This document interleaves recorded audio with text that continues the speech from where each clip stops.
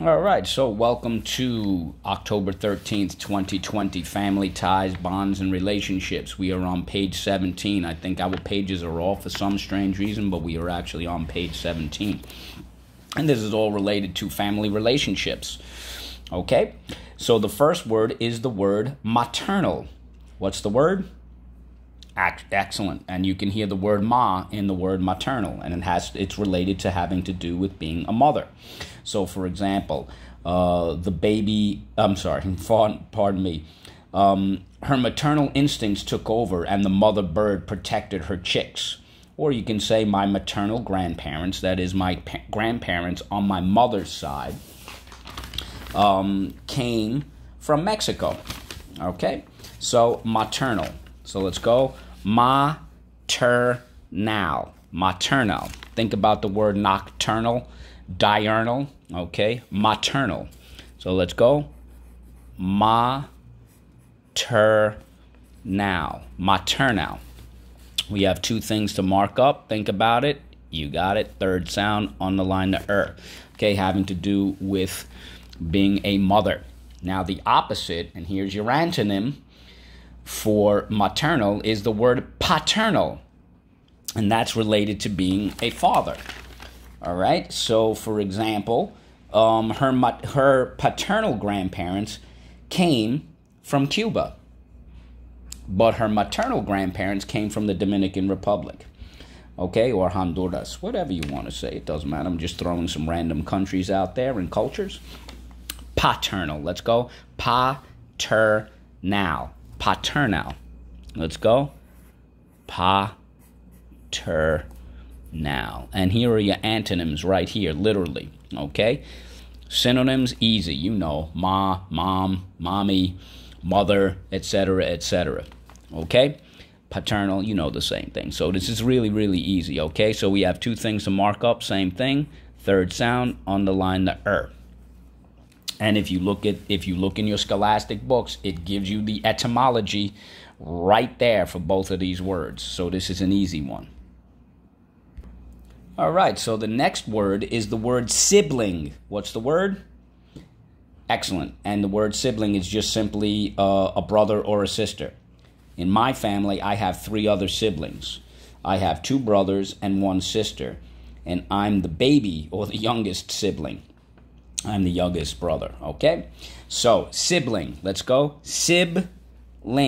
Sibling. So, let's go. First syllable, sib. Second syllable, ling. Sibling. How do we mark this up? Excellent. Underline the ung. And I'm pretty sure the etymology has something to do with the word long, in other words, making your family longer with brothers and sisters, but I might be wrong on that. I'm going back a long time. All right, so the next word is the word offspring. What's the word? Excellent, offspring. So, for example, when parents have a baby, that baby is considered to be offspring, and their offspring. So it's their child, it's their descendant, it's their baby. Excuse me, I'm sorry. It's their youngsters or their brood. If you're a cat, it's your litter. If you're a dolphin or a dog, it's pups, right? If you're a cow or an elephant, it's your calves, right? But it's babies, it's your descendants, it's your offspring, okay? And a good way of thinking about it, an excellent way, is your son or your daughter, okay? But again, an offspring is the descendants of people, animals, and sometimes plants. Okay, offspring. Let's go. Offspring.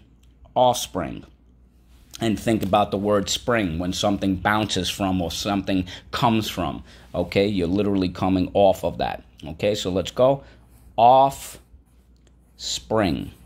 Offspring. All right, so how do we mark this up? Underline the We could use the word off by itself, and can we use the word spring by itself? Excellent. When we put it together, we get a brand new word with a whole new definition. Yes, it is a compound word. To spring off of or to spring out of. To spring means to come out of, to emerge out of. And again, some excellent synonyms: kid, an infant, your progeny, your next generation, family, youngsters, as I said, and the opposite, an antonym, adults, grown-ups, an ancestor. Let's see if I could think of a mother, a father, that sort of thing. A parent. And the last word is the word kin. What's the word? Excellent. Kin. People related to you. Relatives, kinfolk, family, your clan, your tribe.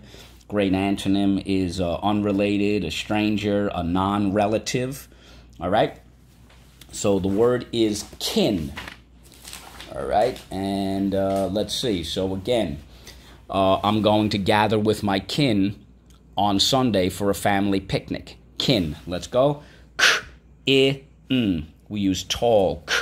So let's go. K, I, N. Kin. And kin is a plural, more than one. Okay? It means more than one family member. It never refers to something that's singular. And think about why we use the letter K instead of the letter C, because it would be soft C, and it's not sin, which is S-I-N, which is meaning doing something bad. So certainly our kin don't sin. Okay? And in an odd way, our wad is related to all these family ties. Okay? So the word is network. What's the word? Excellent. Some sort of connections. Technology, right? The network, we're connected to a certain network of wires and websites and things like that. So, for example, even a TV network, like a channel that you like to watch, it's all hooked up in some way. It's all connected. And think about our kin, our offspring, siblings, paternal side, maternal side. We are a family network. We are a network of families. So it's all about connections. Think about the back of your computer, right? All those wires, that's all networking. That's all a version of a network. All right? The network of teachers in the school helps to educate the kids. All right? So you could think about that. It's like a system, an organization, something like that. Sometimes there are these networks that help raise money for charity and so on and so forth. Network. Let's go. Network. Network. First syllable, net. Second syllable, work.